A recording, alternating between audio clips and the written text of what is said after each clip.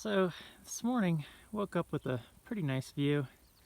I'm up here on the side of this trail road, and I'm in the Shoshone National Forest. Got here kind of late, just crawled into the back. I didn't set anything up. So I was looking to see if I needed to add any axle fluid since I've got that leak. And while I was under there, I noticed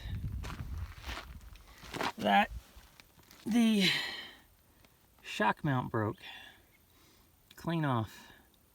So I was hitting things kind of a little hard. I mean, nothing I didn't think over the top. I was checking out the rest of this road and it got a little gnarly, but again, nothing that this thing hasn't handled. Those shocks are over 3 years. They're all about 3 years old. I was actually debating on putting on new shocks anyway. Heading to Riverton, hopefully somebody will have something, but I'm gonna have to make it there without. I don't know how long I've been driving without that. I was just under there to add fluid yesterday. I'm on pretty much level ground, and it started leaking out as soon as I took the plug off. And then, but you can see I've got quite a bit of a leak around there, so that leak is really making a mess. That was gonna be fixed today. I was gonna do that somewhere, and now I need to figure out the shock issue. So just more fun for the day. I'll replace both if I can replace one. It's about 7:30 and I need to head down to Riverton and see what I can manage to do. I've got the whole day ahead of me.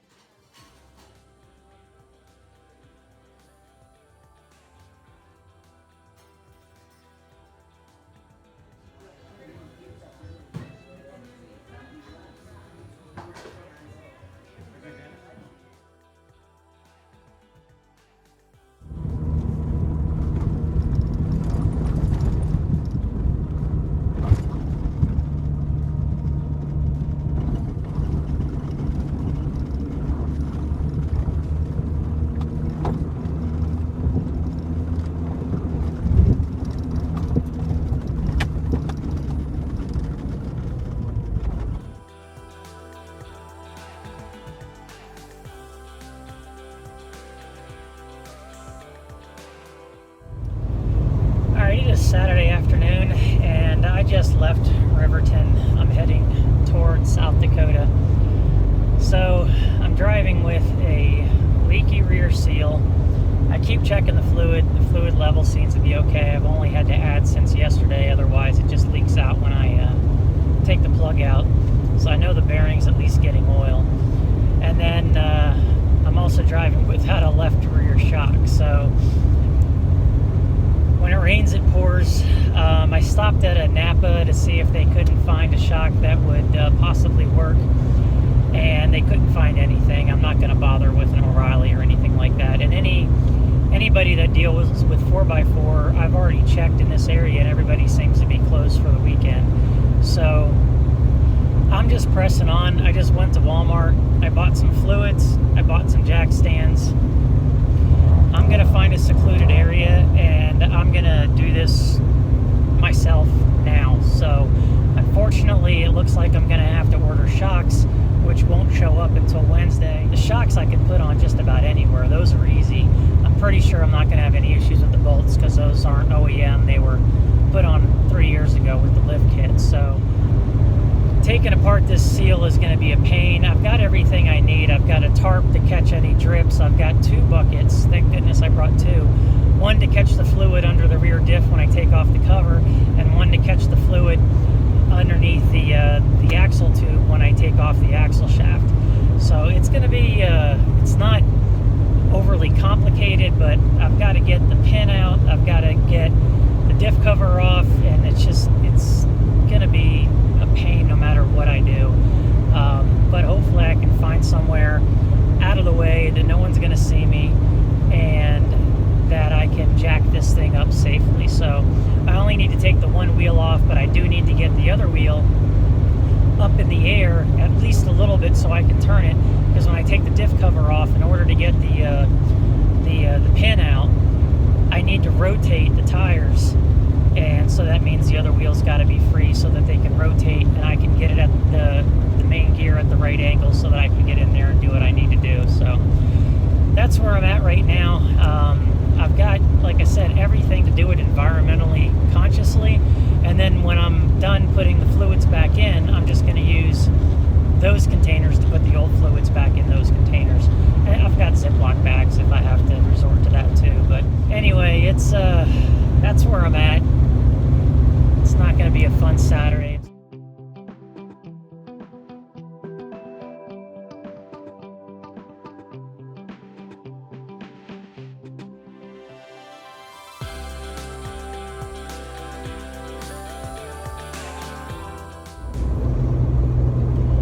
Alright, so I haven't had any really bad days on this trip yet in 3 months, and today makes up for it all.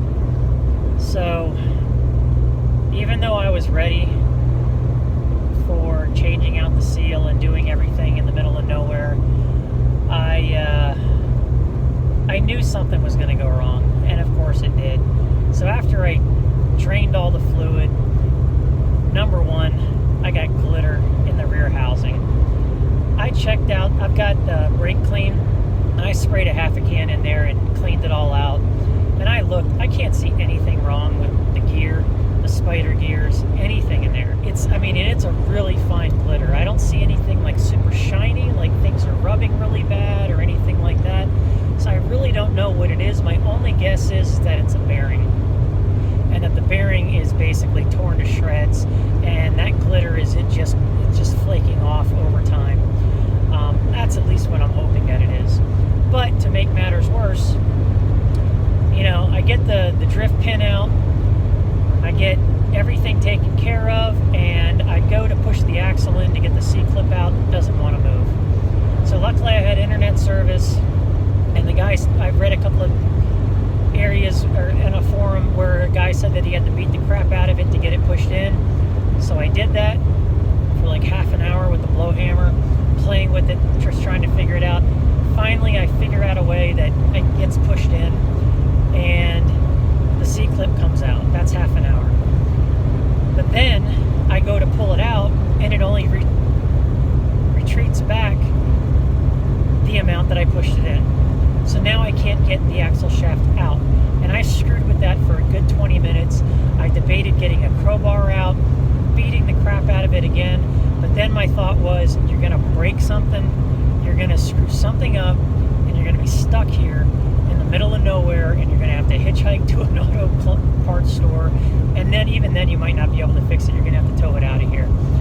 But the problem is that when I hear it connect with something and tap on something when I'm pulling it out, it really sounds like it's on the wheel end, not back in the axle housing. So my guess is the bearing's so shot that it's getting in the way of me pulling out, and or there's already a groove in the axle shaft and the bearing is holding it up because of that groove. My guess that's what the problem is. I'm going to need a new axle shaft. I'm going to need a new seal and a new bearing, and I'm hoping that that's all that